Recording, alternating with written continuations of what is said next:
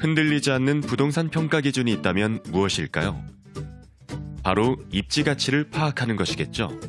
그래서 부동산은 첫째도 입지, 둘째도 입지, 셋째도 입지라 합니다. 그렇다면 어떤 입지에 주목해야 할까요? 미래 가치가 높아지는 입지에 주목해야겠지요. 가치 투자의 최고봉 워런 버핏은 이렇게 이야기합니다. 10년 이상 보유할 주식이 아니라면 단 10분도 갖고 있지 말라고 말이죠. 내 집 마련도 같습니다.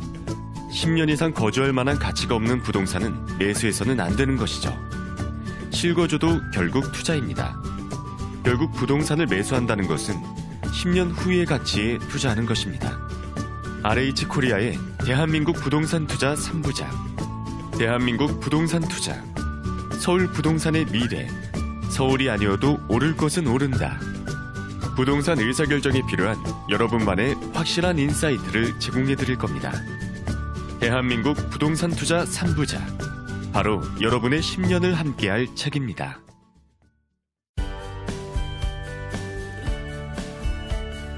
빠숑의 세상 답사기. 안녕하세요, 빠숑입니다.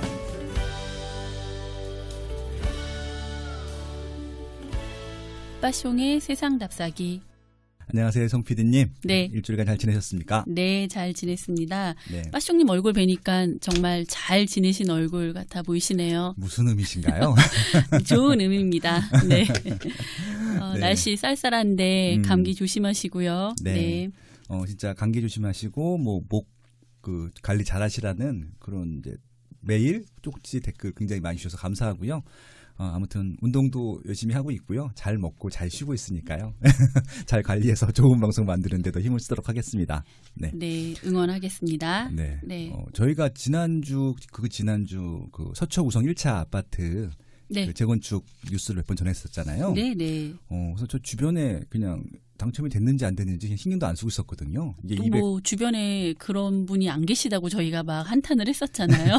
232가구 모집이어서 네. 232가구 중에 이제 거의 한 9,800개, 9,900개 정도가 이제 청약통에 몰렸는데 그 중에 제 지인들이 있긴 했겠지만 당첨이 됐으려니 했었었는데 있으시더라고요. 진짜요? 대박. 네. 어떻게 갑자기 전화가 왔더라고요. 네, 그래서 네. 제 친구인데, 네. 그 친구는 이제 집이 한 번도 없었던 친구여서, 네. 예. 집은 한 번도 없이 그냥 현금만 가지고 계셨던 분이신 건가요? 그렇죠. 그러면? 청약통장 가입 기간도 꽤 길고, 네. 그다음에 이제 이제 무주택 기간도 길고, 부양가족도 있고 그러다 보니까 가점이 아마 59점인가 60점이 되는데 거의 커트라인이 걸려가지고 네. 동참이 됐다고 하더라고요. 그래서 이제 어떻게 했으면 좋겠는지 물어본 거예요. 그러니까 이제 집을 한 번도 가져보지 않으신 분들이기 때문에 이런 고민을 하시는 거예요. 아니 기사마다 로또 이야기 하는데 예. 그게 왜 궁금하시죠? 당연히 택하셔야 되는 거 아닌가요? 그러니까 지금 막 가격이 막 상승하고 있는 시기면은 네. 그것들이 이제 그냥 안심이 될 텐데 네. 지금 가격이 거의 지금 보합세란 말이에요. 네. 조정이 되고 있다. 그래서 50주간 올랐던 것이 정지했다. 그다음에 또 정부에서 규제정책 때문에 계속 좀 더 조정이 될 것이다. 이런 뉴스들이 나오다 보니까 이제 불안한 거죠. 그래서 이제 실제 실거주하실 분들 입장에서 보면은 이제 불안하실 게 없는데 이 친구도 실거주를 할 거거든요. 심지어. 근데 그럼에도 불구하고 불안한 거예요. 실거주 입장에서도 봐도. 실거주 하실 거고 이제 자금 여건이 되신다면 오르건 떨어지건 당장 파실 일이 없을 텐데 네, 마음 편히 계셔도 좋을 것 같은데. 그러니까 이 친구는 지금 잠실에서 네. 10년 이상 살았거든요. 한 번 살면 쭉 사는 친구여서. 네. 그래서 나 불안해하지 말아라. 네, 불안하지 말고 어차피 실거주 할 거 아니냐. 단기적으로는 조정될 수 있을지 모르겠지만 네가 10년 이상 거기서 거주한다라고 하면은 충분히 그럼 매력적인 가격이다라고 말씀을 드렸고요. 지난주에 이제 주식 전문가셨던 네. 그 유경 PSG 투자 운영의 강대곤 본부장님이 나와서 하시는 말씀이 있어요. 제가 주식 거품 얘기 많이 나와서 주식은 오히려 부동산보다 거품 얘기가 많이 나오잖아요. 특히 이제 바이오주 같은 거 거품이 아니냐라고 질문 던졌더니 이게 일반적인 보통 종목 주식보다는 비싼 건 사실인데 그것들로 계속 거래가 된다고 하면 거품으로 볼 수 없다라고 얘기를 해주시더라고요. 저도 같은 생각이거든요. 네네. 강남권에 있는 아파트들 같은 경우는 이제 절대 금액으로 보면은 다른 지역보다 월등히 비싸기 때문에 이 거품인지 아닌지 판단해가지고 일반인들 입장에서 어려워요. 근데 그 가격으로 10년, 20년 계속 그 가격이 엎어서 점점 올라가는 가격으로 거래가 되고 있다라고 하면은 거품이라고 볼 수는 없는 것 같아요. 더군다나 이제 주변의 시세들과 많이 비교를 해볼 텐데 바로 옆에 STGS가 있어요. 이미 입주한 아파트. 네, 그럼 얼마죠? 네, 지금 6천 정도 전후로 거래가 되고 있어요. 평당 예, 6천이요? 예. 네. 그래서 그거보다 더 새 아파트고 심지어는 거의 뭐 한 4년에서 3년 정도 새 아파트에다가 입지도 좋고 상품도 좋아요. 근데 4,500에 분양을 했단 말이에요. 아, 그래서 로또라는 말이 나왔죠. 그러니까 만약에 그 가격이 폭락을 해서 가격이 내려간다 하더라도 옆에 있는 STG나 STGS보다 더 내려가겠어요? 네, 뭐 본인이 집도 한 번도 사보신 적 없고 전 재산을 다 이제 투자를 하셔야 하니 네. 아마 마음이 복잡하실 거는 이해가 되네요. 네. 네, 근데 그래서 그런 분한테 빠숑님 같은 좋은 조언을 해줄 수 있는 친구가 계셔서 네. 부럽네요. 진짜 부러워요. 그래서 아무튼 너무 흔들리지 말고 그냥 실거주고 할 거니까 시장 보지 말고 그냥 가라고 말씀을 드렸어요. 근데 제가 지금 빨수님 말씀 듣다 보니까 그 네. 친구분이 잠실 사신다고 했는데 네. 아주 다른 지역이면 고민 안 하실 것 같아요. 근데 네. 잠실에 살고 계시니까 잠실도 워낙 좋은 동네이니까 네. 아무래도 또 더 큰 고민을 하고 계신 것 같습니다. 네, 네. 그렇습니다. 자, 그럼 바로 저희 위클리 부동산 핫이슈 네. 시작해 보도록 하겠습니다. 지난주에는 어떤 일들이 있었나요? 네. 아, 네. 근데 사실 요즘 부동산 기사를 보면 핫이슈가 맞나 싶은 느낌도 들거든요, 살짝. 네. 저희 제목을 좀 바꿔야 하는 건 아닌가. 그냥 부동산, 뭐 근황, 시황 그 정도로 하면 될 것 같아요. 네, 알겠습니다. 첫 번째 기사 조선일보 기사고요. 제목이 저는 좀 제목 보고 깜짝 놀랐는데 네네. 1인당 1,200만 원씩 내고도 새벽 2시간 고난의 출근길. 네네. 그래서 동탄, 위례, 검단, 광교, 양주 교통지옥된 2기 신도시 가보니 기사 내용을 보면 네네. 당초 계획대로라면 동탄에는 3년 전부터 서울을 오가는 광역급행철도 즉 GTX 저희가 굉장히 많이 언급했었죠. 네. 광역급행철도 A 노선이 개통됐어야 한다. 해당 비용도 이미 주민들이 아파트 분양대금에 포함해서 다 지불했다. 네. 하지만 GTX A 노선은 현재 2021년 개통으로 밀려 있고 이마저 최소 3년은 더 밀릴 것이란 전망이 나온다. 2기 신도시 주민들은 아파트를 분양받는 시점에 교통 관련 사업비로 1인당 평균 1,200만 원을 분양가에 얹어 지불했지만 누구도 제때에 약속된 교통 인프라를 누리지 못한 것이다. 전문가들은 교통대책이 선행되지 않는 한 3기 신도시에 수백만 채를 지어도 목표인 서울 집값 잡기는 불가능할 것이라고 지적했다라고 하네요. 네. 1인당 막 1,200만 원씩 내는 이게 뭐죠? 그냥 집을 사는데 이렇게 교통에 관련한 분담금까지 부담금으로 내야 되는 비용이 있었나요? 저는 처음 알았던 사실이네요. 그러니까 이게 이제 부동산이 공공의 것이라는 것들을 증명하는 이제 하나의 제도일 텐데요.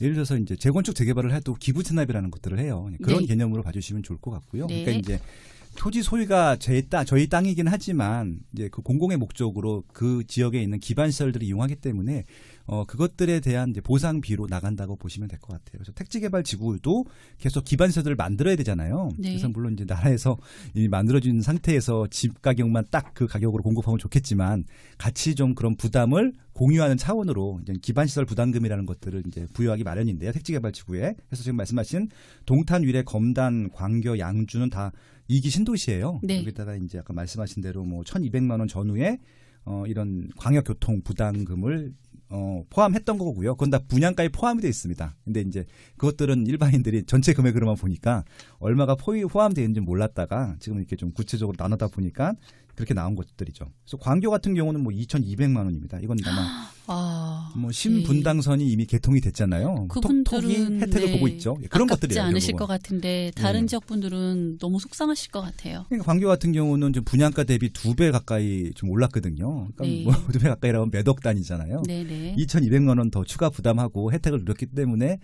충분히 이분들은 부담이 없으실 텐데 뭐 파주 운정이라든지 지금 위례라든지 동탄 투라든지 김포 한강이라든지 아직까지 서울까지 연결되는 광역교통망이 연결되지가 않았어요. 그래서 아마 이제 조금 장기간으로 좀 기다려 주셔야 될 것 같고요. 계획들은 다 있잖아요. 일단은 네. 뭐 파주 운정도 GTX A 노선이 착공을 할 거고 위례 같은 경우도 위례 신사선이 확정이 돼 있거든요. 시간의 문제고 동탄 2 같은 경우는 이제 여러 가지 또 개발 계획들이 있어서 지금 여러 가지 좀 개발을 동시에 하다 보니까 순서가 밀린 것들이어서 이런 것들은 조금만 좀 기다려 주시면 더 좋을 것 같다는 생각을 해보고 있고요.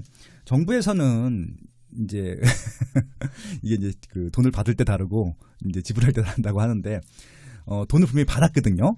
그렇죠. 예, 분명히 받기 네. 때문에 그거 잊으시면 안 됩니다. 그러니까 빨리 해주시는 게 맞을 것 같고요.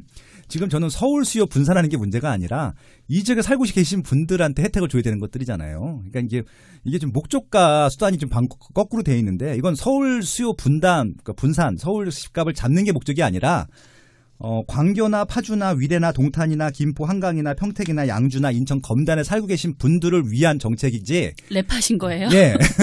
이건 서울의 집값을 잡으려는 목적이 아니에요. 그러니까 이게 목적이 잘못된 거니까 이게 그 지역에 계신 분들을 바라보고 하시기 바랍니다. 왜냐면은 자꾸 서울만 보려고 하시는 것 같아요. 서울 주변에 살고 계신 분들이 훨씬 더 많거든요. 그래서 그분들을 위한 정책들을 좀 빠른 시간에 좀 조속히 추진해 주셨으면 좋겠습니다. 네. 네. 잘 알겠습니다. 네. 무섭네요. 쇼미더머니 보는 줄 알았어요. 이걸로 나갈까요? 그 부동산 지명 가지고 한번 랩을 만들어서. 네, 참아주시고요. 네. 네, 다음 뉴스 말씀드릴게요. 예. 조선일보 기사네요. 또 네네. 날개 꺾인 강남 60주 만에 서울 아파트값 상승세 멈췄다. 네. 강남 3구 집값 3주째 하락. 대치동 음마아파트 호가 2억 떨어져 9.13 대책으로 대출 막히자 거래 사라져. 이 기사를 보면은 제가 이제 기사 보다가 너무 궁금한 게 이제 기사 내용을 좀 알려드릴게요. 이제 서울 강남구의 대표적 재건축 추진 아파트인 대치동 음마아파트 전용 면적 76제곱미터. 평수로 하면 몇 평이죠? 뭐 20평대 중후반. 네네. 네. 전용 면적 76제곱미터는 9.13 대책 발표 직전 호가가 18억 원대 중반까지 올랐으나 최근에는 16억 원대 매물이 나온다. 강남뿐만 아니라 대책 발표 직전 15억 원에 거래됐던 마포구 마포 레미안 푸르지오 84제곱미터도 이달 들어 14억 원 매물이 나온 상황이다. 이걸 기사를 보면서 제가 이제 한 가지 궁금했던 게 대치동 음마아파트 얘기할 때는 호가 이야기를 하고 여기 마포 아파트 이야기할 땐 기사 내용에서 거래됐다는 매물로 이야기하더라고요. 네. 그래서 이거 기사를 보면서 이거 호가랑 매물은 저희가 어떻게 좀 구분을 해서 기사를 캐치해야 될까요? 이게 이제 통계 가지고 이제 어떻게 보면 조금 이제 일반인들이 오해를 할 수 있는 부분들이 있기 때문에 네. 그러니까 기준을 하나 정해서 그 기준만 보시면 좋을 것 같고요. 저는 이제 실거래가로 보라고 말씀을 드려요. 지금 네. 실거래가를 볼 수 있는 어플들도 많고 자료도 많고 심지어는 그것만 가지고 분석하는 이런 사이트도 있고 실질적으로 국토교통부 실거래가 정보 보면은 누구나 볼 수 있어요. 그래서 그걸로 좀 꾸준히 관심 지역, 관심 아파트들을 이렇게 좀 관찰해 보시는 게 맞을 것 같고요. 호가는 큰 의미는 없어요. 그건 없고요. 네. 실거래가로 보시면 되고요. 그러니까 지금 이 기사의 내용은 호가가 내려왔다는 거예요. 실거래가가 내려왔다는 게 아니라 메인 내용들을 보면. 근데 마포 같은 경우에는 실제 매물 거래가 된 것이 이제 떨어졌다. 제가 그 기사를 정확히 보진 못했지만 층수, 동수 뭐 나왔나요? 아니요. 네. 그건 몰라요. 네, 왜냐하면 그렇겠군요. 로얄동, 로얄층이 거래됐고 지금 떨어졌다고 하는 것들이 별로 좋아하지 않는 동, 좋아하지 않는 층이라고 하면은 그럼 비교 대상이 아니거든요. 왜냐하면은 뭐 마레프라고 하잖아요. 마포 네, 레미안 네. 푸르지오 같은 경우는 3,000세대가 넘는데 거기 아마 제일 비싼 똑같은 타입인데 제일 비싼 그런 동호수랑 제일 싼 동호수가 제 생각에는 2억 가까이 차이 날 것 같거든요. 그렇게 되면은 의미가 없죠? 그렇겠네요. 예, 그러니까 지금 아마 전반적인 분위기는 평균적으로 조정 장세인 건 맞아요. 그래서 그것들은 맞는데 그 조정 장세인 것들을 증명하기 위해서 이게 똑같은 조건이 아닌 다른 조건으로 이렇게 좀 데이터를 증명하는 것들은 조금 지양해야 된다. 예, 그런 말씀드리고 싶습니다. 그래서 여기 기사에 보면 전문가 의견도 두 가지로 나뉘더라고요. 네. 그래서 이제 뭐 일단 서울 집값이 더 이상 오르지 않거나 소폭 하락하는 조정 국면에 접어들었다. 네. 그래서 집을 사는 사람의 80%가 유주택자인데 지금은 유주택자가 새로 집을 사기엔 부담이 크다. 그러니까 뭐 그 이후로 9.13 대책 이후로 대출받기도 어려워졌고 또 세금 부담이 현실화되면은 더 떨어질 수도 있다는 의견이 있었고요. 네네. 그다음에 반면에 뭐 아까 우리 첫 번째 질문에서 말씀드렸던 서초구 레미안 리더스원에 그 거의 10,000명에 가까운 분이 몰린 것을 보면 중도금 대출 없이 2, 3년 안에 계약금과 중도금으로 최소 10억 원 이상을 내야 하는 분들이 많으시다는 거잖아요. 네. 그러니까 이렇게 정부 규제로 대출이 막힌 상황에서도 최소 현금 10억 원이 필요한 청약에 1만여 명이 몰린 것은 시장의 유동자금 규모가 얼마나 큰지를 엿볼 수 있는 대목이다 해서 네. 이렇게 의견이 나뉘는데 빠쇼님 의견은 어떠신가요? 두 분 의견이 다 맞고요. 네. 그걸 뭐 이렇게 대결 구도로 갈 필요는 없다고 생각을 해요. 네. 두 분 의견이 맞고 그런 것들이 다 반영이 돼 있는데 문제는 제가 늘 말씀드리지만 부동산 입지라고 말씀드린 이유가 바로 그런 거예요. 그 입지를 희망하는 수요층의 경제적인 그런 수준들이 다 다르단 말이에요. 그러니까 이제 평균적으로 보면은 이제 비싼 지역, 싼 지역 수를 다 평균적으로 보는 것들이기 때문에 이게 정확히 이해하기가 힘든데 리더성 같이 강남권이다 그러면은 그런 수요층들은 대기를 하고 있다는 것들이고 그 외 지역, 그러니까 좀 중간층, 저렴한 지역들 같은 경우는 이게 이제 부담스럽죠. 그러니까 이제 강남은 이제 대출 없이 이 정도 큰 금액을 들어갈 수 있는 수요층들이 어느 정도 준비가 돼 있는 반면 다른 지역들은 제가 그때도 말씀드렸지만 95%는 대출을 받아야 돼요. 그러니까 그런 분들한테는 부담스러운 시장이기 때문에 대출을 받아야 되는 지역, 대출을 받아야 되는 상품 같은 경우는 조금 조정이 될 수 있겠지만 기본적으로 수요가 많이 몰려 있고 자금력이 있는 시장들 같은 경우는 뭐 조정이 된다 하더라도 아마 이제 이렇게 크게 떨어지거나 그러지는 않을 것 같다. 그렇게 말씀드리고 싶네요. 네. 애매하네요. 구체적인 지역과 상품이 있어야 분석이 가능한 것들이고요. 근데 물론 이제 그런 수요층들도 너무 비싸면 안 삽니다. 그러니까 돈이 아무리 많다 하더라도 그게 포인트예요. 네. 그러면 산다는 얘기는 그분들이 느끼시기에 너무 비싼 건 아니다라는 거겠네요. 그렇죠. 지금 그 제일 비싼 아파트 거래된 것들이 지금 서초구 반포동에 있는 새 아파트들이 제일 비싸게 거래가 되고 있는데 평당 1억 원 가까운 금액들이 거래가 되고 있거든요. 잠시만요. 왜요? 제가 잠시 후에 그 기사도 준비했으니까 일단 넘어가시죠. 그렇게 네. 하겠습니다. 네네. 네. 자, 다음 질문 MK 뉴스고요.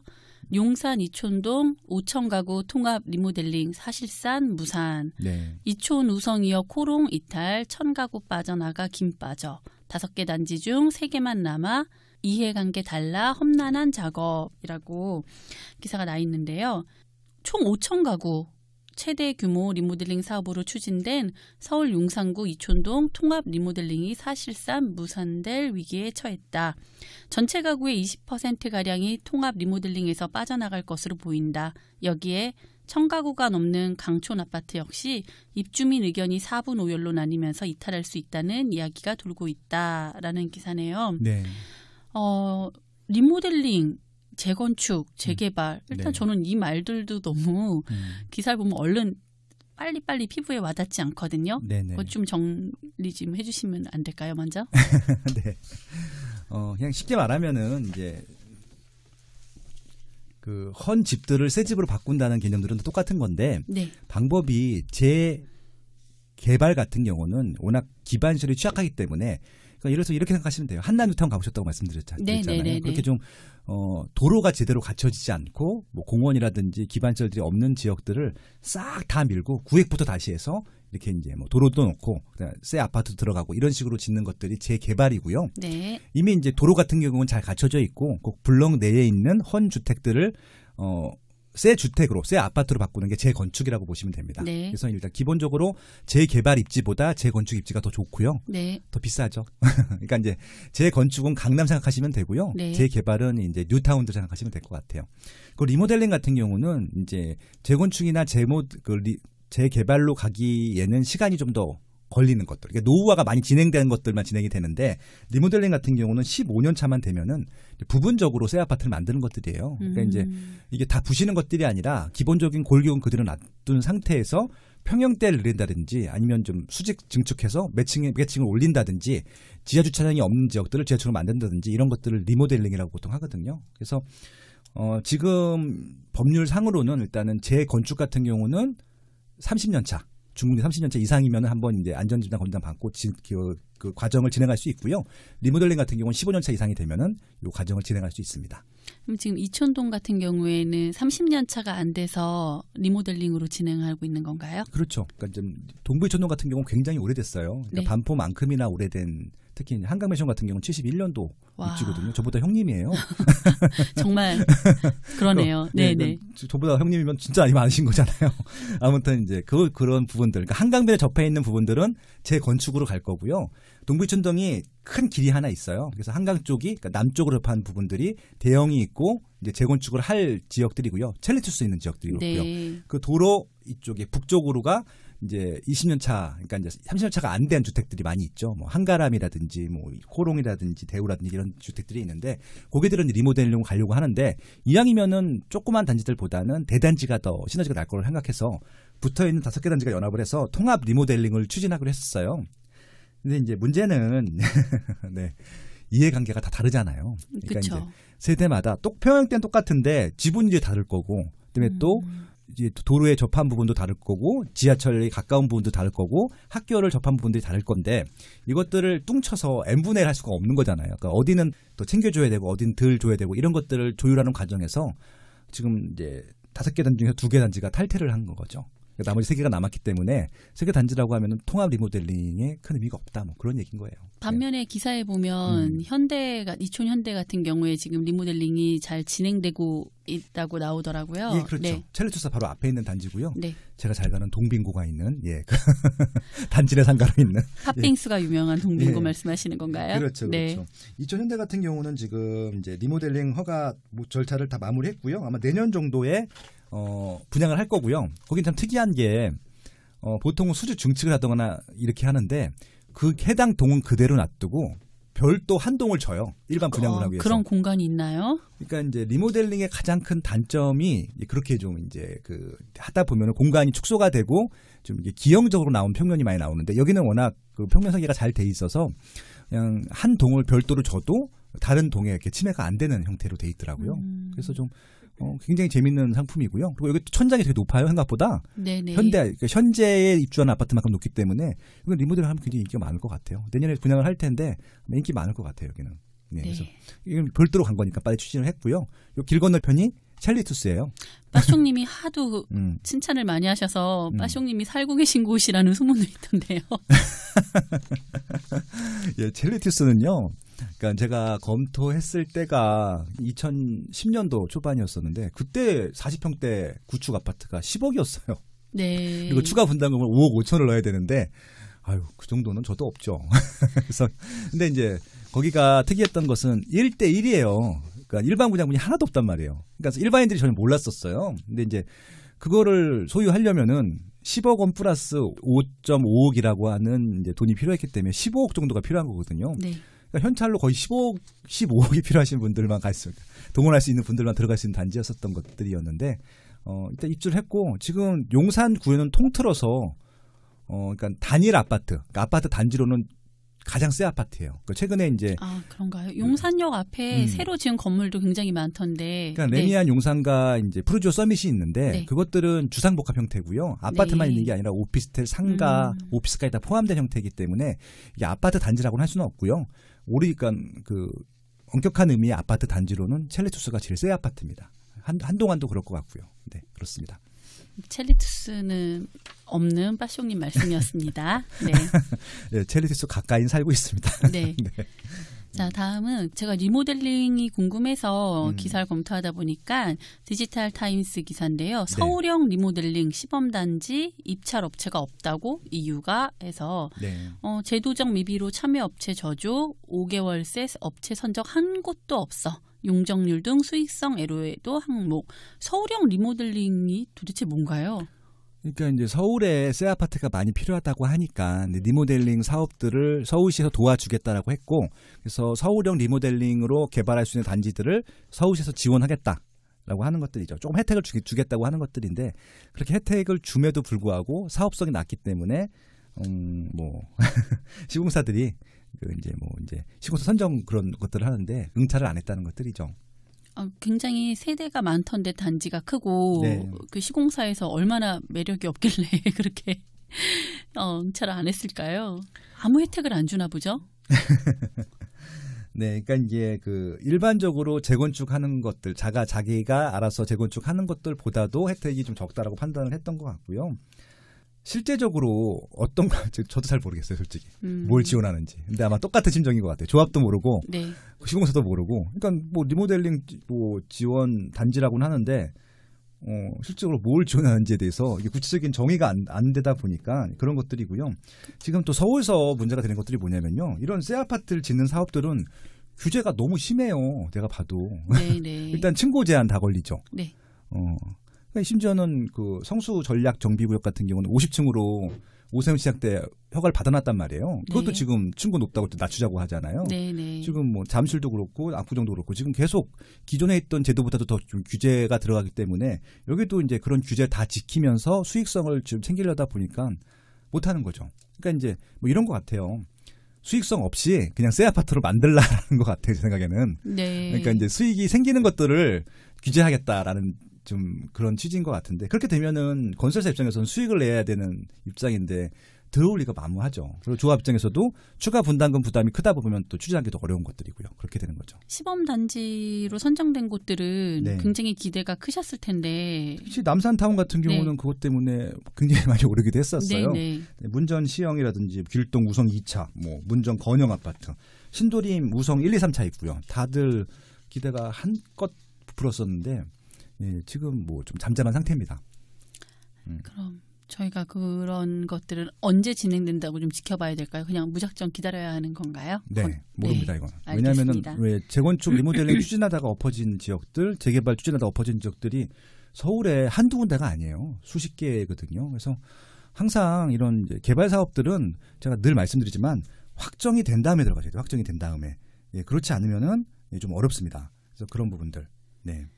자, 다음 한국경제 기사고요. 마숑님께서 언급하신 네. 그 기사가 드디어 나왔습니다. 한국경제 기사고요. 네. 아크로 리버파크 84제곱미터 31억 원, 33제곱미터당 9천만 원 넘었다라는 기사네요. 1,100만 원도 넘겠네요. 네. 네. 서울 한강변 아파트 대장주 중 하나로 꼽히는 서초구 반포동 아크로 리버파크 31억 원에 실거래됐다라는 기사인데요. 네네. 저는 정말 소문만 들었는데 실화였네요. 그 전에 네. 25평형이 25억 1,000만 원인가 거래됐다는 기사가 나온 적이 있었어요. 근데 그거는 실제 실거래가가 이제 한 달 이내에 그 신고를 해야 되는데 신고가 안 돼서 그냥 허위로 끝났다라고 했었거든요. 제 생각에는 이제 부동산을 띄우려는 그런 뭐 전문가들이나 뭐 언론사들의 조작이 아니냐 뭐 그렇게 비판하신 분들도 있었는데요. 제가 그래서 그거에 대해서 한번 칼럼도 썼었는데 평당 1억이 중요한 게 아니거든요. 1억이 넘어가고 안 넘어가고가 중요한 게 아니라 가장 비싼 지역이라는 게 중요한 거예요. 그러니까 평당 1억 가까운 금액을 지불하고 들어갈 수 있는 사람들이 있다는 것이 중요한 거고 그런 지역, 그런 상품이라는 게 중요하다는 것들이죠. 그러니까 이제 모든 지역, 모든 상품들이 그 가격을 따라갈 수는 없어요. 그러니까 많은 분들이 굉장히 착각을 하고 계신 게 뭐냐면은 한 지역이 굉장히 비싸지면은 모든 지역, 모든 상품들이 다 따라갈 거라고 생각을 하는 거예요. 절대 그렇지 않거든요. 그러니까 이제 현 시점에서 서초구 반포동의 새 아파트 정도 입지면은 그러니까 9천만 원이 넘을 수 있구나. 그것도 한 번 거래된 게 아니라 지금 세 번째거든요. 9천만 원 넘게 거래된 것들이. 그래서 그렇게 이해를 하셔야지. 지금 평당 1억 됐는데 거짓말이었다. 그러니까 지금 누구 뭐 부동산을 투기 뭐 이렇게 띄우려고 하는 뭐 술책이다. 뭐 이런 비판들이 많은데 그게 중요한 게 아니라 실제 이 사람이 이것을 왜 샀는지를 분석하는 게 중요한 거잖아요. 왜 사셨나요? 제가 알고 다녔어. 저도 모르겠습니다만 제 생각에는 투자 목적으로 사시지는 않을 것 같아요. 왜냐하면 네네. 지금 제일 비싼 거잖아요. 그래서 뭐 투자, 그러니까 지금 산 가격보다 올라갈 걸 기대하고 샀겠지만 당장 뭐 시세 차익을 보겠다 이런 목적은 아닌 것 같고요. 실거주 목적이라고 저는 판단을 해요. 예. 근데 이제 이 가격, 이 집지가 왜 이렇게 비싸냐? 서초구 반포동이 입지가 좋아요. 좋습니다. 일단은 지하철 3호선, 7호선, 9호선이 다 지나가요. 교통 좋고요. 예, 그러니까 서울 어디든지 갈 수 있고요. 네. 고속터미널이 있어서 버스 타고 어디 가든지 좋고요. 네. 고속도로도 2개를 끼고 있고요. IC를. 네. 한강을 끼고 있고요. 네. 학군도 좋고요. 네. 상권은 제가 단언컨대 대한민국에서 제일 좋아요. 상권. 신세계 강남점부터 네. 뉴코와 킴스크럽까지 4천만 원 에르메스백부터 400원짜리 양말까지 다 있는 상권이거든요. 이런 상권은 전국에 없어요. 한 지역에서. 도보권에. 그리고 요즘 굉장히 중요하게 여기는 것 중에 하나가 종합병원인데 네. 강남 성모 병원이 있는데 네네네. 이 병원 되게 좋은 병원이고 5대 병원 중에 하나예요. 그다음에 옆에 뭐 한강뿐만이 아니라 서리풀 공원도 있고 그다음에 법원도 있고요. 네. 그러니까 여기는 혐오시설이 하나도 없는데 좋은 시설만 다 몰려 있단 말이에요. 거기에 새 아파트예요. 그러다 보니까 이 가격을 받을 수밖에 없었던 것들이죠. 예. 이거보다 더 좋은 입지, 좋은 상품, 결합된 거 있으면 한번 제안을 해보시면 좋겠습니다. 없어요. 예. 그래서 그냥 비싼 것들인데 비싼 거에다가 비싼 비용을 지불한 걸 가지고 뭐라 그러시면 안 되는 거잖아요. 예. 그래도 평당 9천만 원은 정말 크게 다가오네요. 그러니까 이게 저희가 못 사는 거지 돈 있는 사람들이 살 수 있는 가격대라는 것들이 중요한 거잖아요. 그러니까 에르메스 백 왜 4천만 원, 5천만 원으로 사는 사람들은 비판 안 하시잖아요. 된장녀라고 비판하시는 분들 있잖아요. 그냥 그건 시기 질투하는 거지. 네. 그러니까 저도 이건 결국 시기 질투밖에 안 된다고 생각을 해요. 그냥 이 정도 입지면 이 정도 되는구나 하고요. 지금 이렇게 가격이 올라가는 상황에서도 오늘도 가격이 빠지고 있는 단지들이 꽤 많거든요. 네. 심지어는 입지가 나쁘지 않은데도 불구하고 그런 지역들은 상품 경쟁력이 떨어지는 것들이에요. 제가 늘 예를 들어준 것 중에 하나가 종로구 세운상가 주상복합 아파트인데 거기는 왜 안 오르고 있을까요? 주상복합이 있나요? 거기에? 굉장히 인기 많은 아파트였었고요. 네네. 중구 종로구에도 주상복합 아파트들은 하나도 안 올랐어요. 오히려 빠지고 있지. 그리고 이제 서울 변두리에 있는 지역대에 있는 구축 나홀로 아파트 같은 경우는 계속 가격이 빠지고 있거든요. 그러니까 지금 다 똑같이 오르고 다 똑같이 내리는 것들이 아니라 오르고 있는 상품들이 있고 내리고 있는 상품들이 있기 때문에 이게 단순히 수요 공급 문제뿐만이 아니라 상품 경쟁력의 문제도 있을 수 있다는 것들을 꼭 염두에 두셨으면 좋겠습니다. 앞으로는 더 그럴 거고요. 네. 꼼꼼히 앞으로 더 잘 살펴봐야겠네요. 네네. 네. 다음 뉴스는 머니에스 기사고요. 네. 지난해 부동산 임대사업자 사상 최대 27만 명. 지난해 부동산 임대사업에 나선 임대사업 등록자가 사상 최대인 것으로 조사됐다. 9일 국세청의 2018년 국세통계 조기 공개 자료에 따르면 지난해 신규 등록한 부동산 임대사업자는 26만 6,417명으로 전년 대비 17% 늘었다라고 하네요.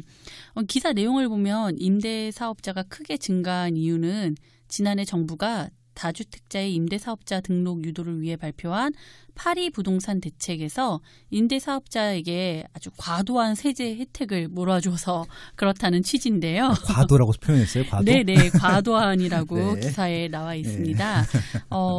도대체 임대사업자가 일단 이렇게 늘어난 이유도 궁금하고요. 네.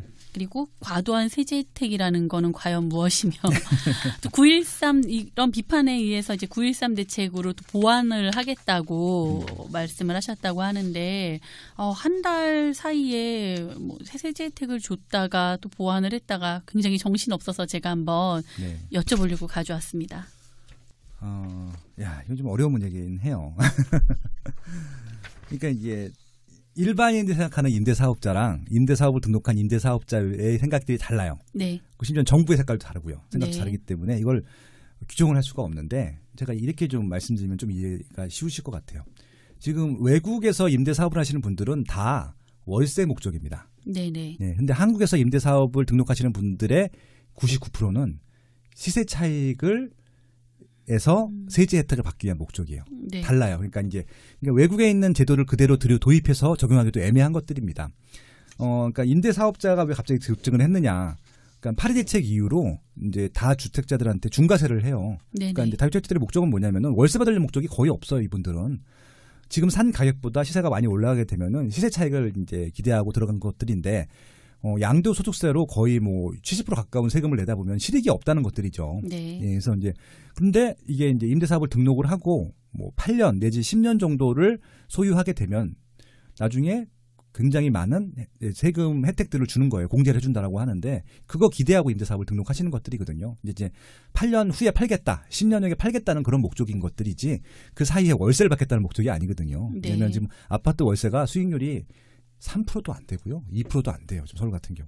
그러니까 그거 월세 이율보다 심지어는 은행 이자보다도 낮은 월세가 나오는데 그거 목적으로 임대사업을 등록하는 건 아니라는 말씀을 드리고 싶은 것들이고요. 그리고 네. 재산세라든지 종부세라든지 이런 혜택들도 있고요. 그러니까 이제 과도한 세제 혜택이라고 하는 것들은 뭐 취득세, 그다음에 보유세, 양도소득세에 대한 혜택을 줘요. 네네. 그러니까 그런 것들이 너무나 혜택을 주는 것들이 아니냐. 결국은 10년 동안 소유하고 있으면은 거의 이제 세금을 내지 않기 때문에 이것들은 대한민국 주택 시장에 큰 도움이 안 된다라고 하는 것들인데 저는 그것도 도움이 된다고 보고 있거든요. 그러니까 이제 장기적으로 가면은 저도 전세 제도가 없어지는 게 맞다고 봐요. 맞고, 그러니까 전국의 전세를 살고 싶어 하시는 많은 분들에게 어떤 지탄을 받으시려고. 그러니까 이제 자가 비율을 높이고요. 네. 제 이상적인 게 이런 것들 같아요. 그러니까 자가 비율이 한 70% 정도 되고 공공 임대에 사는 것들이 한 15%, 나머지 15%는 이제 한시적으로 임대 사시는 분들이죠. 민간 임대. 그게 제일 이상적인 형태가 될 것이고 그렇게 되면은 주택 문제가 발생하지도 않을 것 같아요. 그 자가에 사는 비율이 높다라고 하고 그다음에 자가에 못 사시는 분들이 있잖아요. 한시적으로 사셔야 되는 분들은 민간 임대 사시고 생활 보호 대상, 그러니까 보호가 필요하신 분들은 국가에서 공공 임대 주택을 제공하고 이런 형태가 맞을 텐데 그렇게 되면은 나머지 한 15% 정도 민간 임대를 위해서 임대 사업 제도를 활용할 텐데 그때는 시세 차익 목적이 아니라 월세에 대한 것들을 측정하기 위해 왜냐하면 소득이 발생하는 것들이 눈에 보이기 때문에 그것들에 대해서는 세금을 매겨야 되는 것들이 맞는 것들이잖아요. 그래서 그런 형태로 간다라고 하면은 장기적으로 보면은 주택 시장이 안정될 거라고 보고 있고요. 그러니까 지금 여러분들이 분명히 하셔야 될 것들은요. 지금 현재 임대 사업을 등록하신 분들은 시세 차익을 혹은 종부세에 대한 부담을 낮추기 위해서 등록한 것들이라는 것들을 염두에 주셨으면 좋을 것 같고요. 정부에서는 그것들을 서서히 월세 소득자로 유도하는 방안들로 하시는 게 좋을 것 같고요. 그리고 그와 더불어서 자가 비율을 높이려는 노력들을 좀 많이 해주셨으면 좋겠다. 예, 그렇게 좀 정리할 수 있을 것 같습니다. 네, 잘 알겠습니다. 이데일리 기사고요. 예. 서울 새집 10채 중 6채 다세대 주택.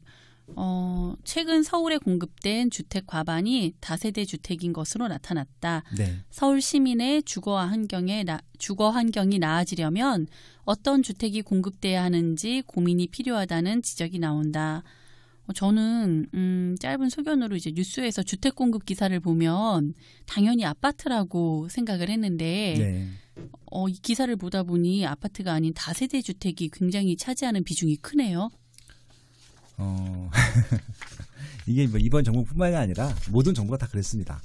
그러니까 이제 연간 필요한 주택 숫자가 있는데 수치를 맞춰야 되기 때문에 수치를 맞추려는 노력들이 아파트 같은 경우는 시간도 많이 걸리고 돈도 많이 들고 그렇잖아요. 그래서 또 정부에서 보조해야 될 것도 많고 그래서 이제 민간 자체적으로 주택을 공급할 수 있는 방안들을 찾다 보니까 뭐 도시형 생활주택이라든지 다가구 다세대 뭐 이런 것들을 많이 공급하게 했고 세제 혜택도 많이 준 것들이 맞아요. 이래서 도시형 생활주택 같은 경우는요.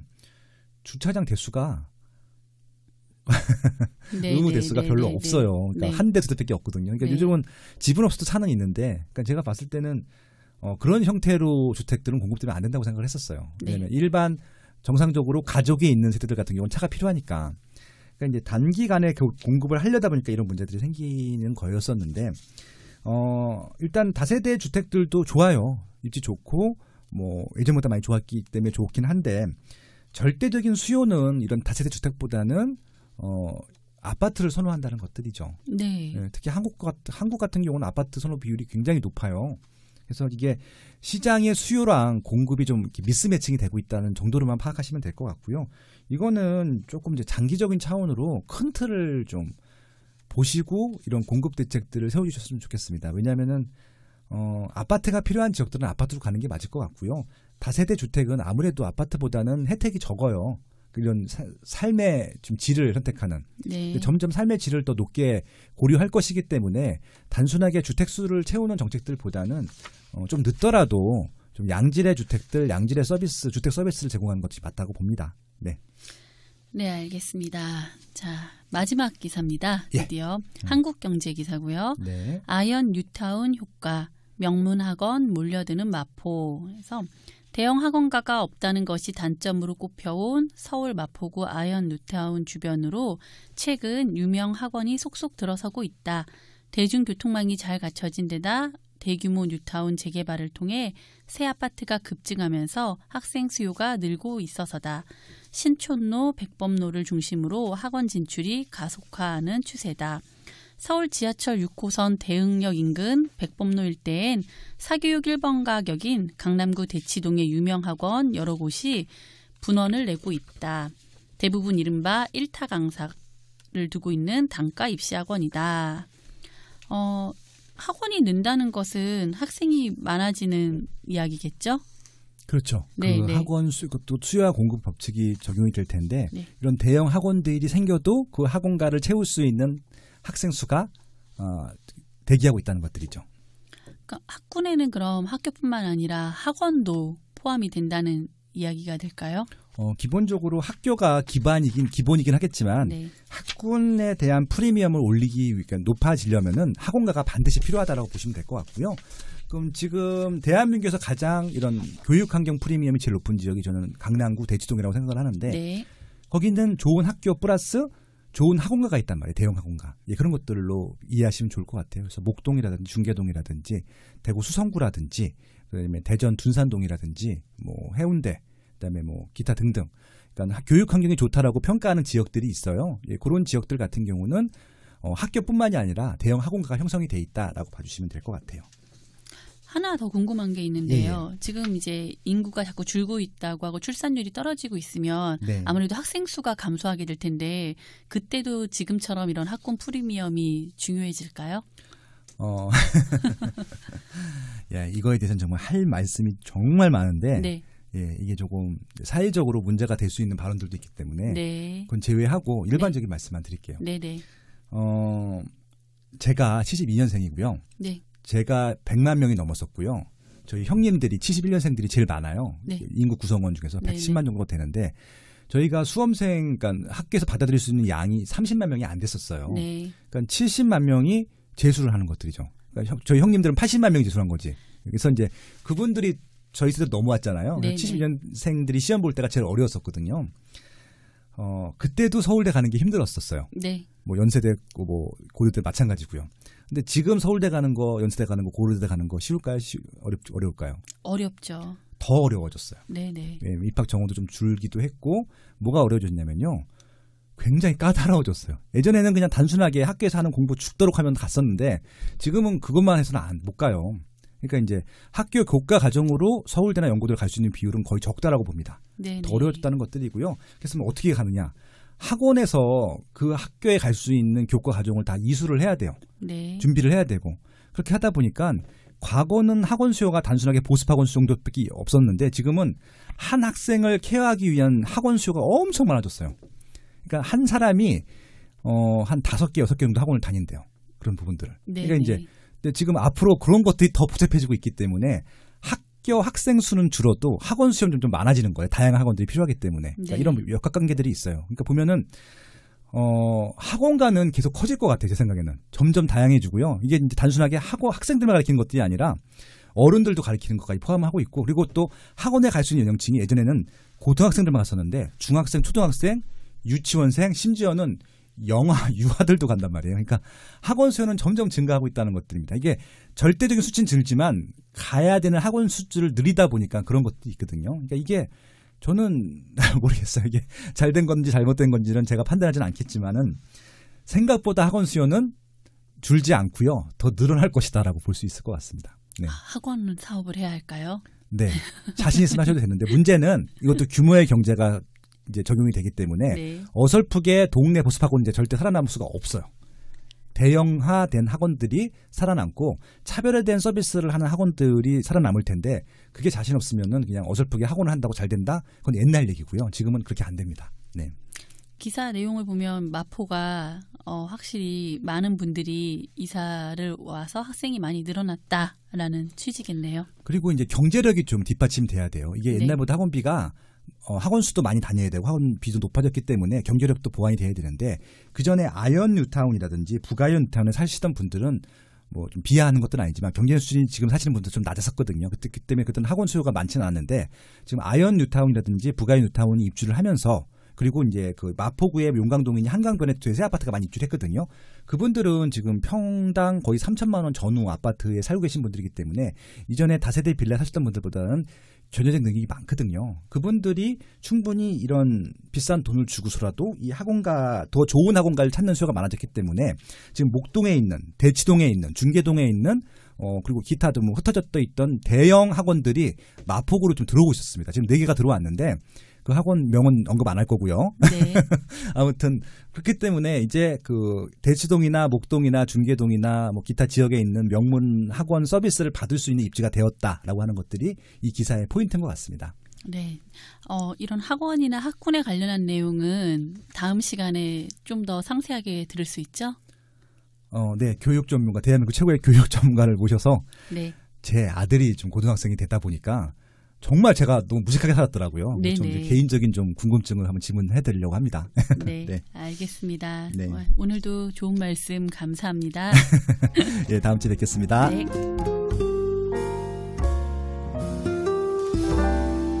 빠숑의 세상 답사기.